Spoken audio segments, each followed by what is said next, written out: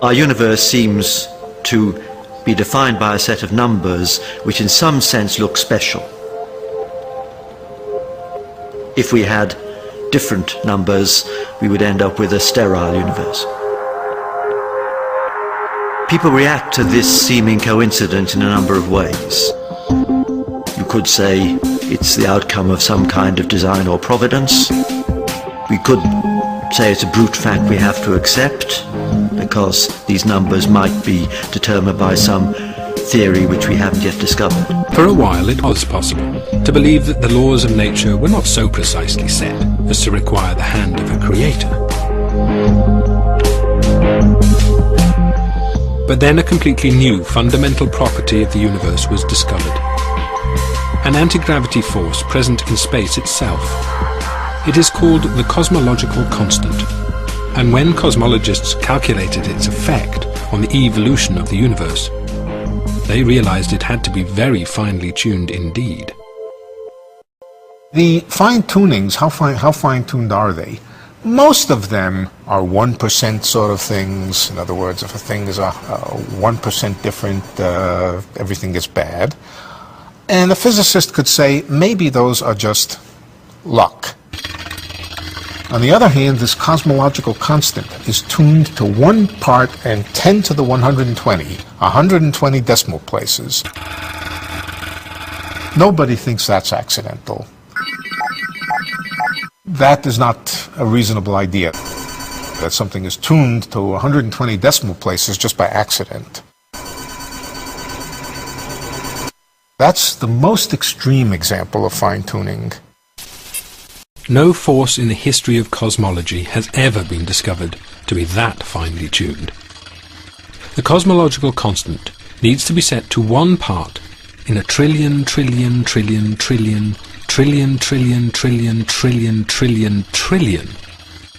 Otherwise the universe would be so drastically different that it would be impossible for us to evolve.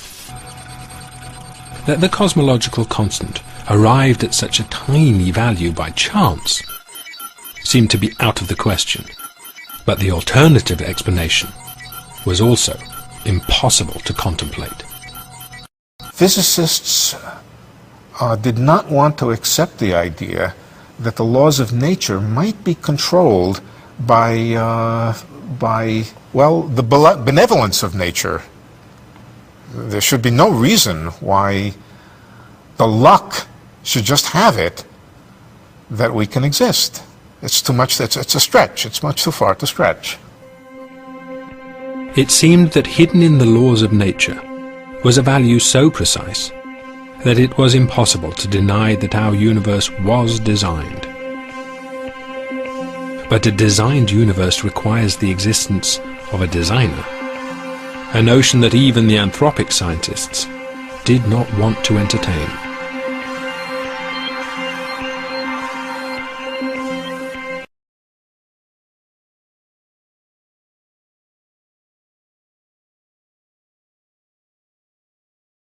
It seemed that hidden in the laws of nature was a value so precise that it was impossible to deny that our universe was designed. But a designed universe requires the existence of a designer.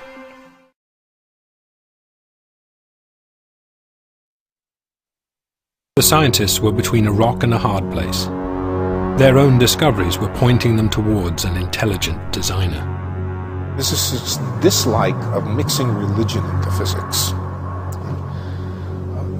I think they were somewhat afraid that if it was admitted that the reason the world is the way it is has to do with our own existence, that could be hijacked by the creationists, by the intelligent designers.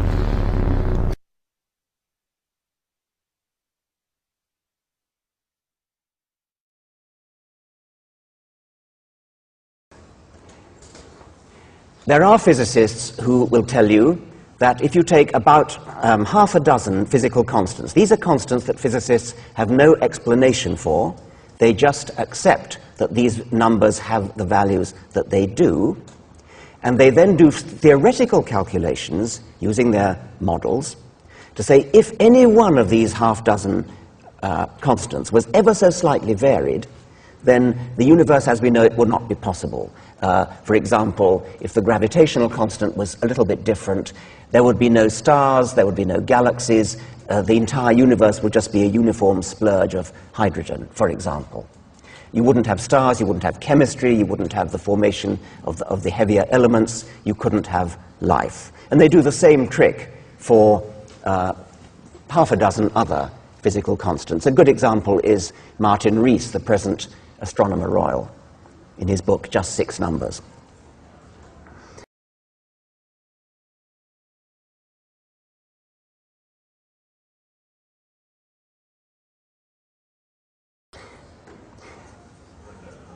If the constants of the universe are indeed fine-tuned, how do we explain it? How do we explain the appearance that the universe is tuned to bring us into existence?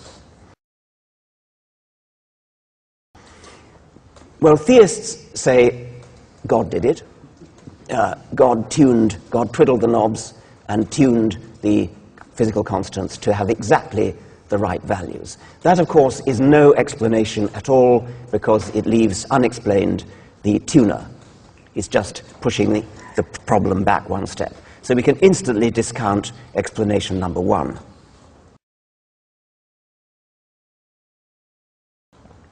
Explanation number two is adopted by physicists, I think Steven Weinberg, who was quoted earlier in this conference. Steven Weinberg, Nobel Prize-winning physicist from Texas, I think his view is that we don't yet understand enough physics, and when we do, when we have the longed-for theory of everything, the TOE, we will then realize that these knobs are not for tuning. There is no freedom. There are no degrees of freedom. There's only one way for a universe to be.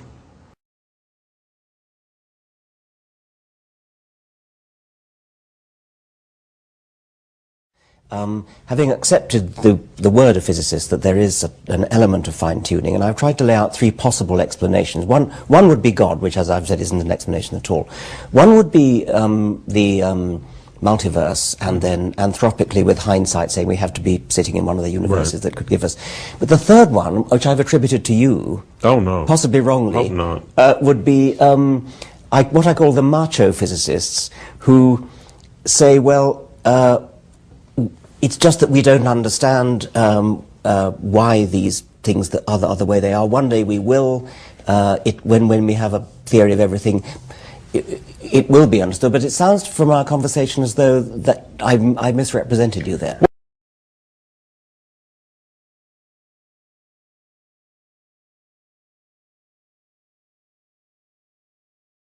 I don't think one should underestimate the fix we're in, that in the end we will not be able to explain the world, that we will have some set of laws of nature. We will not be able to derive them on the ground simply of mathematical consistency, because we can already think of mathematically consistent laws that don't describe the world as we know it. And we will always be left with a question, why are the laws of nature what they are rather than some other laws? And I don't see any way out of that.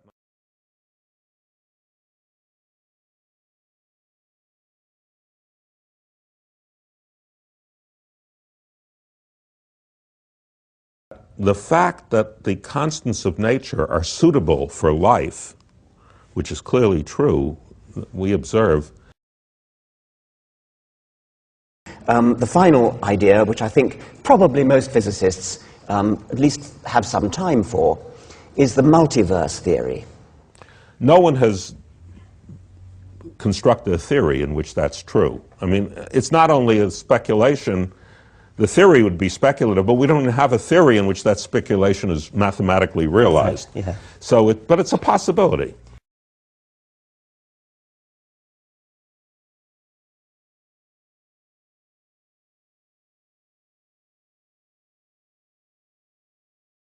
And the fact that the cancellation is so precise means that the number of universes in the multiverse you need to postulate in order to anthropically be comfortable with. It is very, very large. And it must be at least 10 to the 56, or in Yes, fact, exactly, yeah. if you think you have some idea about fluctuations at even shorter distances, I think you would say at least 10 to the 120. In fact, that's a little disturbing.